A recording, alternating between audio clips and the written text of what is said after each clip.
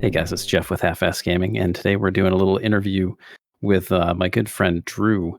And Drew, say hello to everybody. Hello, everybody. Thanks for having me on, Jeff. Appreciate it. Yeah, this is going to be great. We're gonna have a good conversation about what's going on with ATS. And if you don't know Drew, you can check him out over on Facebook at DNA Transport. Just give that a search on there, and he's also on YouTube, DNA Social. He does a lot of ATS videos, reaction videos to updates and things of that nature. Um, Go check him out over there on both of those platforms. Um, so, I was thinking the other day, and we're gonna get into a little bit of meat and potatoes here, but nothing too serious, as I was telling Drew earlier. But this is something that's kind of near and dear to me. Everybody basically knows my channel, knows that I'm into ATS. I don't really play so much anymore, but I am about 100% modding all the time in the background. And I haven't I haven't taken any that hasn't taken any love for the game away, because I do get on and I test some things, because you can't just, you know, make a mod and then never put it in the game. You got to actually get in there and have a look at it. But I was thinking to myself, ATS has really come a long way since it was released. And I was looking at their blog, and I've sent this over to Drew, and the blog posts of just ATS, and this isn't including like the world of truck events or anything like that, but it is it is a good number of posts about the things that they've released. So we're going to talk a little bit about that. But first, you all kind of know where I came from and how I got started and stuff like that. But um, I've really helped a bunch of different people, obviously through my videos and things of that nature. But I really kind of picked Drew out of the crowd, if you will, and he really asked the right questions about the mods and how to make things work, and you know, getting into the meat and potatoes of things. So um, I asked him to join HFG, kind of just to increase his skill set a little bit more, and I just wanted to talk with you a little bit about that, and like where you've come from in your modding, and how that all came about. How did you get started in ATS and learning how to skin first? I know that's what you started with. Yeah. So, should I go back to when I started with like my first experience with a truck sim, or should we just start with what kind of got me toward the modding side of the truck Oh, simulators and stuff? yeah, wherever you got excited about anything is good.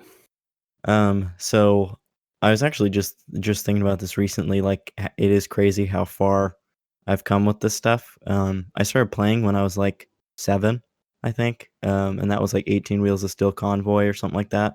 Right. And then that was when I didn't even know that like modding was a thing. I had absolutely no idea. And then because I liked that game, I got 18 Wheels of Steel Holland when that came out, and that was when I first saw like a website with mods and stuff. And again, being like 8 years old or whatever it was, I was at the time, I had no idea how any of this stuff worked. So Right. thankfully, one of my brother's friends, so my brother's 5.5 years older than me, one of my brother's friends was learning about computer stuff while he was in high school. And he came over one day, or Cole told me about it. Cole's my brother. He told me about it, that was what his friend was learning, and that he might be able to help me out with this problem that I was having, which was that I couldn't install mods on Holland. And and so his friend came over, um, and he was just like, Yeah, you just drag and drop stuff into the mod folder, that's it." And I was like, "Oh, You were okay." like mind blown. Yeah, it was. And, I, like, I tried to, look up how to do all this stuff and follow the directions that the websites give, and I just couldn't figure it out, and then he literally just made it that easy, and I was like, Right. "Oh, okay, well, that's interesting." So yeah, that's where I started with mods, which is crazy. Like, I literally didn't even know how to drag a folder into another folder Right. to the where I'm at now, but, we'll continue along the timeline. Um, so I played that for a couple years, and then I just kinda stopped playing because, didn't really have the a means to play. I didn't have, like, a laptop that could really handle anything. Gotcha. Yep. I started playing Convoy on my dad's old desktop computer, which, to give you an idea of just how old it was, the entire computer held 20 gigabytes of memory. So, like, Pretty serious. one game today would have, wouldn't have been able to be used Right. on that computer because it would be too big. So, Yep. yeah, so that's how old that computer was. So obviously I couldn't really run good graphics on that. And then Holland, I played on like a laptop or something, and same deal there. It was just like I had to play it on like the lowest graphics, and it just, not as fun. Um, Right. and then I got a decent laptop that I could play on like medium settings. And that was when I started to get into the idea of skinning and stuff because I like my favorite thing about American Truck Simulator is how realistic it is. Right. Again, because it is a simulator. Yep. Um, but it always bothered me that like I wasn't driving a truck that had, real company logos and stuff on it. And I noticed that there were ones that I saw all the time that nobody had created a skin for yet. So I wanted to create a skin for those ones. I didn't want to wait for somebody, nor did I want to pay somebody else to make it for me. Right. So I just learned how to do it. And then I kind of got addicted to that and did that almost all the time for like a year, just making skin after skin after skin. And then because I enjoyed that so much, I wanted to take it a step further, um, because I noticed that there were trailers in American Truck Simulator that, at this point, the ownable update had come out and they hadn't made those trailers ownable, and I felt like they should be. Right. And so then that was when I kind of started to search into like what I needed to do and all that, and then had absolutely no idea what to look for. So I think that was when I contacted you for the first time. And I was like, "Hey, Yeah, that sounds about what do right, I do to actually. make a trailer ownable?"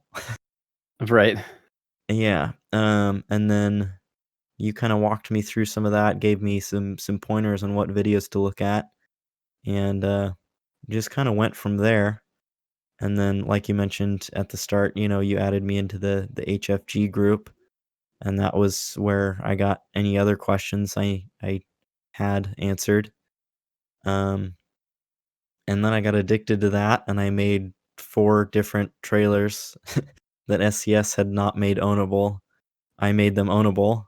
Right. And then, as you know, just recently I picked up my first Model 2 ATS project.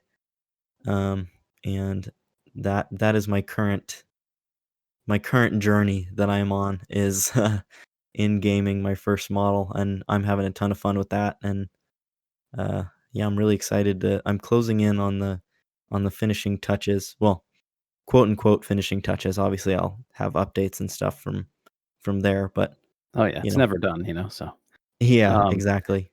you know that enough from me, but, what so it's pretty interesting that, it's funny that you say that 20 gigs was not a lot of space, and you know how old I am, so that's even more laughable, but, the I'm just curious, like, what would you say your favorite part of, like, the modding portion of, getting in there and making that work? Like, what's the part that's really interesting to you? Yeah, I put some thought into this because you kind of gave me a warning of what things were going to be asked beforehand. But Right. even with having all that time, I still had some trouble deciding. So I think for me, there's kind of like a top 3 or so things Okay. that it is for me. And I think the first thing is kind of seeing, like, it sounds kind of cliche, but to see like my dreams become a reality, like, which obviously they're not really becoming a reality because this is a video game, but you Right. get my point. Oh, yeah. And so it's like, I have these visions of like what I want this skin to look like, or what I want, this trailer to look like in the game, or whatever. I think being able to actually take that vision that I have in my head and put it into the game is like super, super cool because, with most things, that's not something that you can do because of, either like money, or, whatever the situation is. Right. That's not always an option to make your vision a reality. I mean, like, you know me again, as far as like I like modifying cars and stuff like that, and it's like right now I can't do that because I don't have the money to do it or the time to work on my car. Exactly. So right now I can't, make those visions a reality in that situation. So doing that in American Truck Simulator is kind of like my solution to that problem. That's So that's really cool. it's a pretty good solution. Yeah, definitely. And then another thing that is one in my top three is the seeing other people enjoy the thing that you created. Um, I've always liked, not to like toot my own horn here, but I've always liked any chance I get to like help other people in ways that is still doing something that I enjoy. Right. And like I said, I do enjoy modding, and obviously people enjoy using other people's mods in American Truck Simulator. So that's super cool to me because this game has meant so much to me, and the people that I've met have through American Truck Simulator have meant so much to me, like you and all the other HFG crew and my friend Connor, and all these other great people that I've met through this game. This is kind of my way to give back to those people for all the great times that they've given me. And that's awesome. And then I think the third thing is just being able to like have that reminder of what I'm capable of. Um, this one is more of like a permanent thing. It's not like specific to any mods or anything, but it's just like knowing that I have that capability of, if I set my mind to do something and I really want to do it, like, I can do it. Right. I may Like need a you lot of help, but Yeah, but you see a part, maybe you see a part out there, or see a truck with a certain thing on it, and you're like, "Oh, I never thought of that." And then you know that in the back of your mind, I have the ability to go ahead and do that. yeah, yeah, exactly. And I think that's super, super cool. Like, even just through the time of me learning to mod and stuff, I've gotten a lot more um, confident in myself and in my abilities to do things. I think that kind of is one of the reasons that actually finally started a YouTube channel. I had been wanting to start one for years, but I just like didn't have that confidence because I was like, oh, I don't know how to record myself. I don't know how to record my screen. I don't know how to edit these videos. And I think after I started skinning and started to get into modding, I was like, if I can learn how to do this, why wouldn't I be able to learn how to do stuff for YouTube? Right. Um, and then sure enough, I just looked into it and asked one of my friends who had recently started a YouTube channel, like, hey, what do I need to know? What do I need to do? And he gave me the rundown, and I was like, okay, I can do that. And then yeah, I learned how to do that too, and that's kind of how it goes. It's pretty awesome. Yeah, Um, so and I think that's one of the reasons why I felt that kinda connection was that I felt like you were definitely interested in helping other people, because once you have that knowledge and you can give it to somebody else, that's empowering yet another person to be able to do something for themselves and maybe explore a little bit further to learn, something else without you maybe next time. So I yeah, think that's yeah, always definitely. super cool. Yeah, and now I even have that opportunity to take it a step further, kind of, the way you do, where you do the tutorials on YouTube and whatnot. Like, I now have that ability too if I wanted to.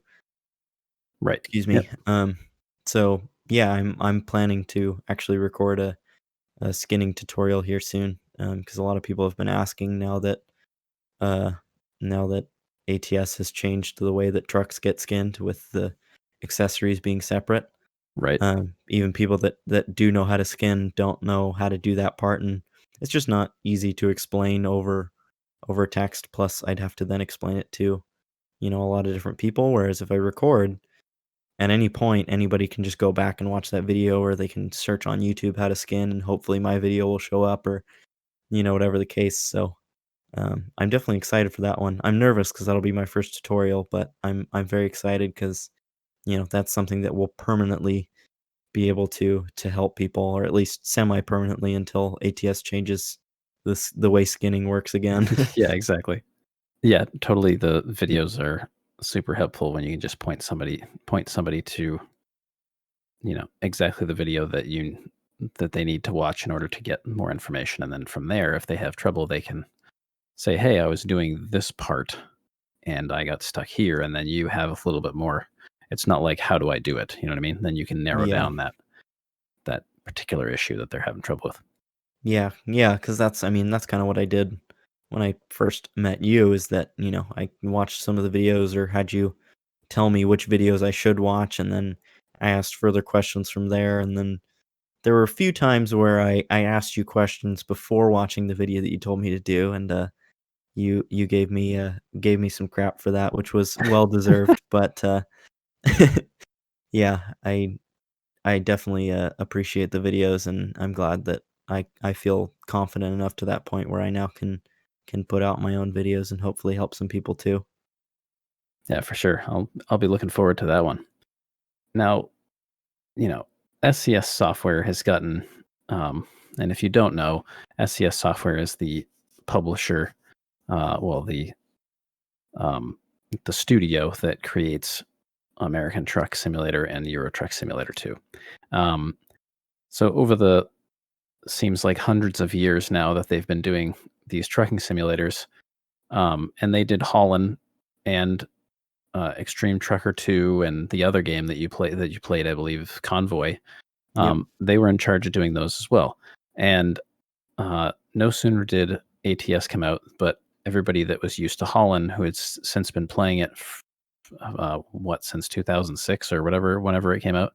Yeah, I think Um, it was 2000, like, December of 2007. I looked it up oh, okay. before I came on. Um, it was basically just you didn't do anything, like you didn't bring anything from Holland to this game. Like it was cooler then or whatever, and Yeah. it's so hard to, um, and I dealt with this with a game that I played with my buddies, Destiny. I I had, I don't even know, hundreds of I think it's over 600 hours in Destiny, and I played with 3 to 6 people, including my wife at points on that game, like every single night we played. It was a blast. We used to do stuff all the time, and raids and all that stuff. So then came Destiny 2, and they basically took like the second year of Destiny, and the original Destiny was like 3 years before they started, well, before they announced that Destiny 2 was coming out. They took it from like year two and then made improvements to that. So by the time Destiny 2 comes out, Destiny 1 is like the masterclass, and now you're back at like year 2 when you're starting Destiny 2. So it just felt different and awful. So I get where people were kind of upset because, they're like, "Well, I was used to having all these things, and now I don't have all these things, and it's just not cool anymore." So I think they kinda lost from, like, the get-go, they lost those people that would have supported them in the beginning anyway. Yeah. Yeah, I kinda noticed that too, even with some of the 18 Wheels of Steel games. Like, Holland was obviously the last 18 Wheels of Steel game, so we'll say that was the newest. And then it's like that game, they didn't have like the traffic signals. Like this is such a weird thing for me to remember and like so specific, but um, they didn't have the like turn lane signal be different. Like if you wanted to turn anywhere in the game at a light, you had to wait for the oncoming traffic to go by in Holland. Right. But then you go back to one of the other 18 Wheels of Steel games that was earlier, and there was the protected lights for the left turn lane. So it's just like weird stuff like that that Right. they didn't carry on. So, in addition to that flack, they receive from the Go at launch. They decided to launch before they had all the trucks available, so it was only the Kenworth T680 and the Peterbilt 579, which arguably are the same truck. Just, I mean, they're both PACCAR trucks. They're both Aero trucks. So that was the complaint, that they're like, you just gave us the same truck. Like it's kind of sad that I remember like all the complaints, but so going through the timeline though, you realize like how quickly things came about, and we're talking about 2016. The game came out on February 3rd, and that's a day I'll never forget because they said that it was going to be released at 6 p.m. and I took the day off, or no, I took the next day off, and they released it at noon, the day that I didn't take off, so the previous day, because I was gonna stream like all night, Hmm. and then once I got home, my internet didn't work. Oh no. So it was just like it just wasn't meant to be. But anyway, so that was basically the beginning of the end of my streaming. So February 3rd is release. February 15th, the W900. So that's under 2 weeks later, the W900's out. So I'm curious, like, why they wouldn't just have waited, like just push that off, or did they have to just get it out the door to get that preliminary money or something? Yeah, that's a good question. I'm really not sure. I'm not sure what would warrant them wanting to just not wait the extra 2 weeks. Like most companies nowadays, I mean, I've seen some games that I was interested in get pushed back by like multiple years. I mean, look at, Cyberpunk 2077 or whatever, the game that just came Right. out that's super popular. That game was like like pushed back by like years, like many years. And it's Yep. like 2 weeks is nothing. So yeah, that's very odd. But then right away you've got your wheel tuning pack, so that's you can color your steel wheels. You get your Arizona was teased, which was the free. So you got Nevada and California, and then Arizona came later for free. They announced advanced coupling 2 months later, and then Arizona was in June, and then I can't even believe this was that long ago, but they announced adjustable steering wheels in the first year. Yeah. Like I thought that was I thought that was like 2017 or 2018. I have no idea what year it is. Anyway, um, Yeah, it's definitely funny for me looking at the timeline of things because I thought I started playing like right after the game came out, and I'm kind of realizing now that I didn't start playing until way later than I thought. oh really? So, yeah, That's funny. I don't think I even started playing until right after New Mexico had been announced. So I didn't start playing until early 2017. So like a year later. Okay. Yeah. Um, so then Steering Creations Pack, they got involved with SCI to bring out steering wheels for the adjustable steering wheels, so you could replace your steering wheel. They announced that rescale in June, as well as the adjustable steering wheels, and the rescale release wasn't until half a year later, which that was a big deal if I remember correctly, because um, I don't.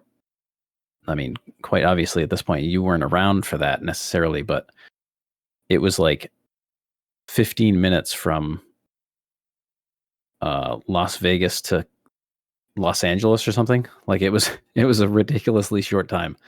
Yeah, And yeah, even now, like, having driven I live in Oregon, so, right, now Oregon is a part of the game, and, like, even still, I'm like, "Yeah, this drive takes, like, 2 hours in real life, and it takes, like, 2 minutes in the game," right. And it's so weird to see that, but I couldn't even imagine how bad that is before the rescale. Yeah, the rescale, I think it was 35% increase or something like that. So, I mean, it was a hefty push there.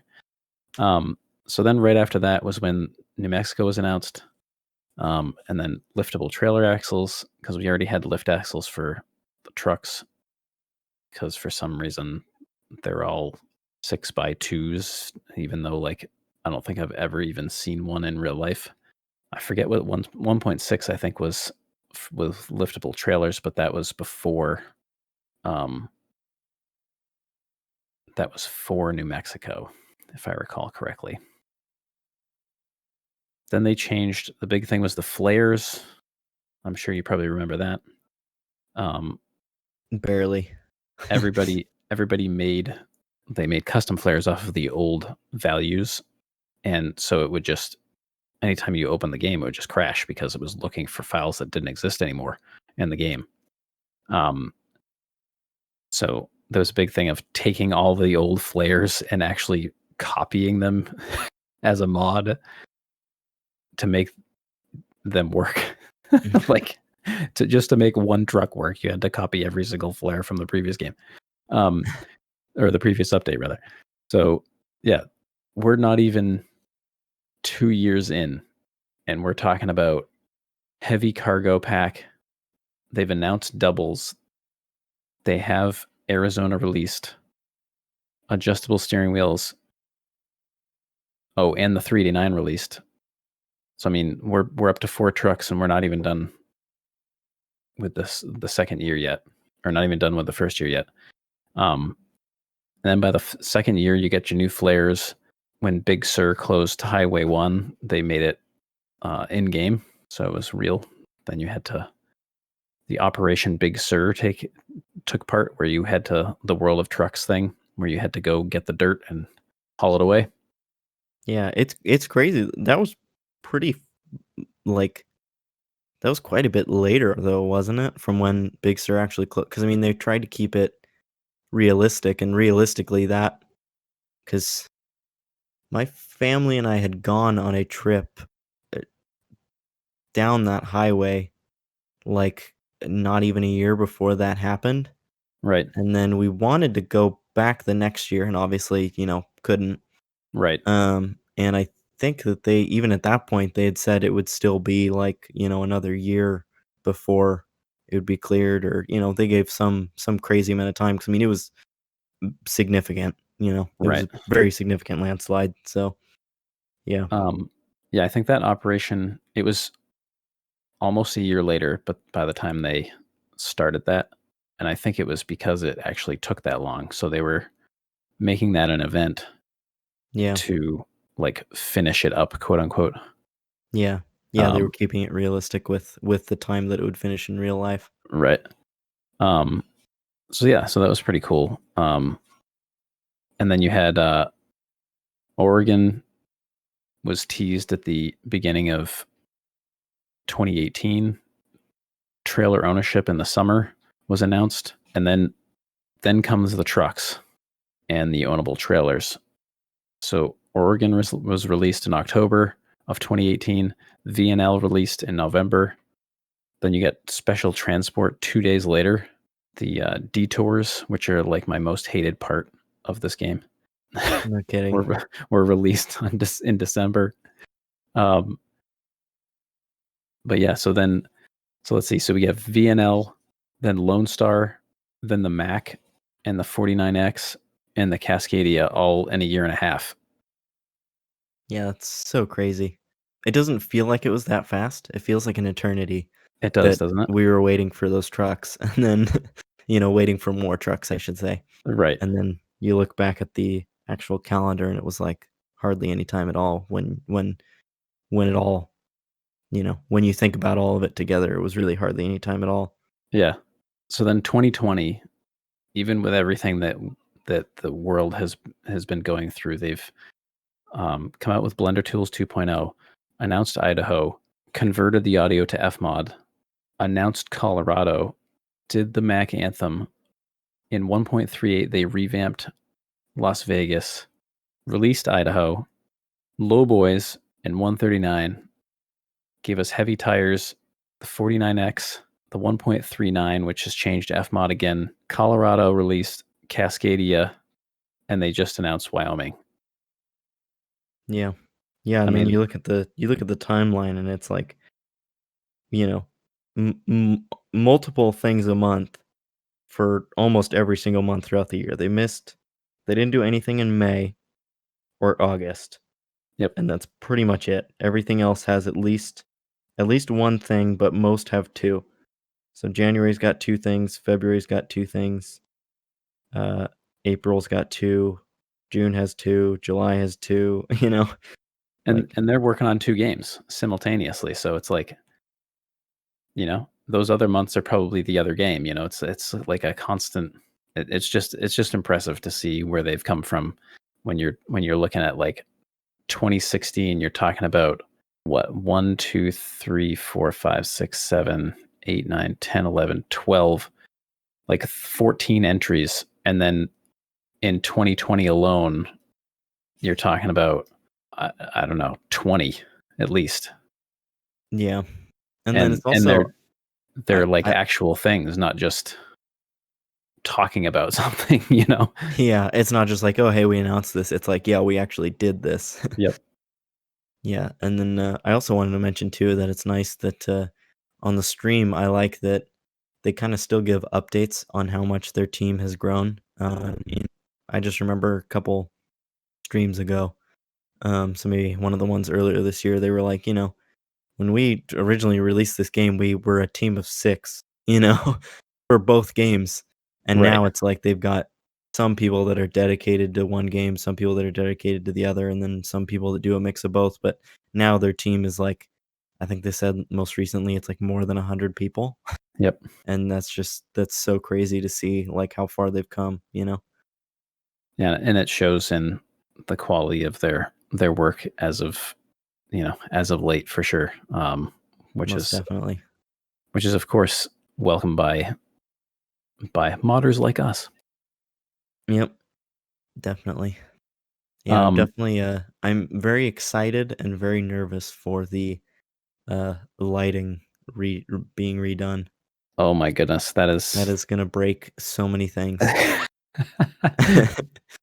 We should have a podcast about breaking things. Yeah. Um, I think that it's much needed for sure. Oh, Um, yeah. and they're able to do it because of DX11, which, I mean, everybody was all bent out of shape about DX9 leaving and so on and so on. But um, people have to realize that they have to move forward. You can't be stuck in DX9, and that was what, 2004 or something, or 2005. Yeah, Um, people often fail to realize that, at least it seems like the people who are fans of this game, fail to realize that, technology has to move on. Like, yep, even still, American Truck Simulator is far behind.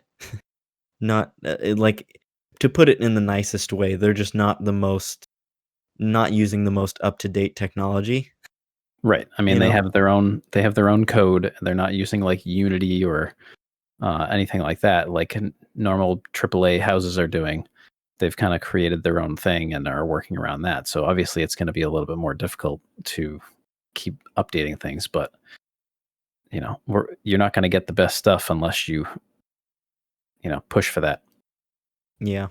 So what do you think? What's your favorite? What would you say your favorite part of the game is right now? What area or something like that? What do you think? It's it's really tough to say, because I now that there's more states out and that the land that they're covering is like more diverse. It's like I like every different area for different reasons. Like obviously, I love Oregon because that's where I'm from. So it's like I can you know drive a certain area and be like, "Oh, I recognize that," which is always super cool. But then also, like Idaho, I appreciate because that was the first state where they had to really like one of the first newer states, not one of the ones that came with the base game like Nevada and Arizona. Um, well, not Arizona didn't come with the base game, but one of the first DLCs that came out, where they were still getting their footing. Idaho was the first state where they really had to deal with um like Foliage. yeah, and like more of like the quote unquote like middle of nowhere type Right. areas, with like very tiny towns and like abandoned city, like stuff like that, abandoned towns and stuff like that. Um, and so I was really excited for that because I think areas like that are so cool. Like in real life, I did a road trip through the Midwest with my family when I was in like second grade, and we went through a ton of areas like that, and I thought that was so cool. Like there's just something about driving through open land that is like so satisfying to me. And so I was really worried that in Idaho they would try to do too much with the space and they wouldn't capture that like middle of nowhere vibe properly. And I think they did. They did a really good job with like Boise feels like busy, and then you drive to like more of the eastern side or just like anywhere really outside of Boise and the other big cities in Idaho, and they feel like you're in like an agricultural area where it's mostly just farmland. And so I really liked that. I liked Idaho for that reason. And then obviously Colorado's the most recent state, so I like that one because it has the newest prefabs and stuff like that. Like Colorado is the first state where we got prefabs that actually seem very realistic, where they're open, Right. and like or connected. Like there's a few where in Colorado where like the home store and Walmart are like in the same parking lot. And so I really appreciate that because, again, like I said earlier in this podcast, I like the game to be as realistic as possible most times when I'm playing, and not having those realistic, prefabs and parking lots like that just kind of takes away from the game. So now that they're starting to implement that, makes me enjoy the game a lot more and feel more immersed in the game. Yeah, for sure. It's I don't think it's going to be a long time coming before they're anywhere near where I know what roads look like. So I'm curious what they're going to do over here, but nobody's going to like driving here, that's for sure. Yeah, even with the rescale, I'm still interested to see what'll happen when they get to all the smaller East Coast states. Like I just, like some of them, I don't even know how they're gonna fit one city into the state. Like Rhode Island, what are they gonna do there? It'll be interesting to see what happens when they get over to those smaller states. But Well, when that's you a consider that's a long way away. yeah, oh yeah, so many years right now.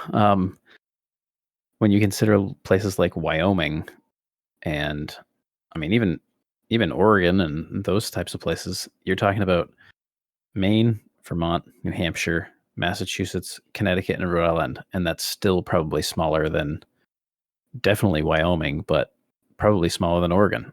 Yeah, yeah, definitely. I think Maine may be like on its own, roughly the same amount of area as Oregon is, but yeah, the other ones, I mean, you could combine those ones and it's not even close.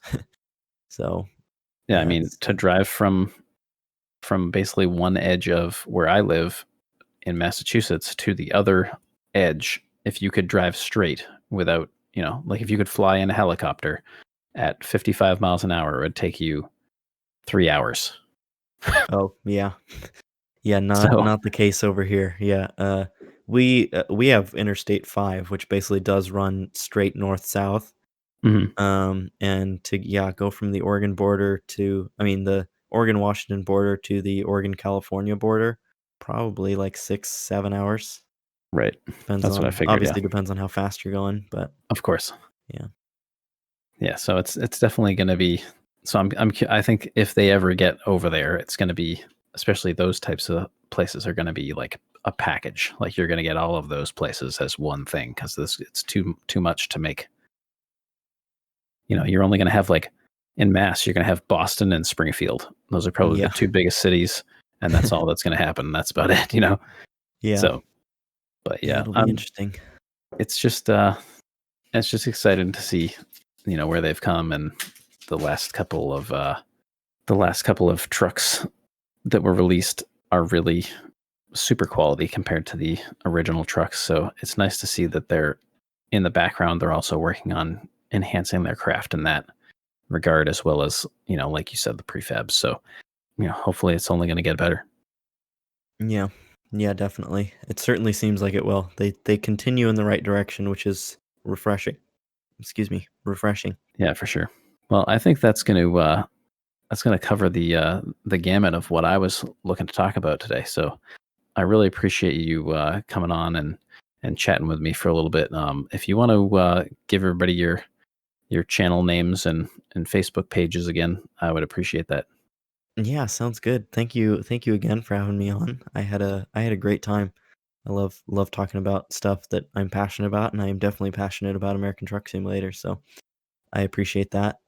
Yeah, if anybody wants to follow me or like my stuff or subscribe, for all the different stuff, they've got a different name for it. But on Instagram, you can follow me at DNA underscore social underscore YT for YouTube. And then on YouTube, I am DNA Social. Facebook, it is DNA Transport, and then there's a if you search DNA Transport and do not find me, you can search DNA Transport with a dash and then ATS mods. And yeah, that's pretty much the gist of things. I don't have Twitter, or any other things that point out too often. So All yeah, right. that'll do Excellent. Well, this is Jeff from Half-Ass Gaming again, and Drew was with us today covering some stuff about the ATS updates over the years. And I hope you enjoyed this, and we will catch you next time for the next one. See ya.